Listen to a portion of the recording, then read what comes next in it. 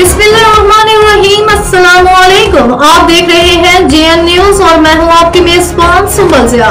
Bulletin का बाकायदा आगाज करते हैं और शामिल करते हैं अब तक की अहम तरीन खबर। जुबैर चौधरी की रिपोर्ट के मुताबिक सऊदी अरब के दारुल हुकूमत अल रियाज में बगैर ड्राइवर चलने वाली मेट्रो सर्विस को आखिरकार आवाम के लिए चला ही दिया गया। इब्तदाई ट्रेन में सफर करने के लिए स्टेशन पर सऊदी शहरियों में तारकिन वतन का एक जमे गफीर देखा गया, जिन्होंने भरपूर खुशी का इजहार करते सऊदी क़यादत का नाकाबिले फरामोश कारनामा सरअंजाम दिया।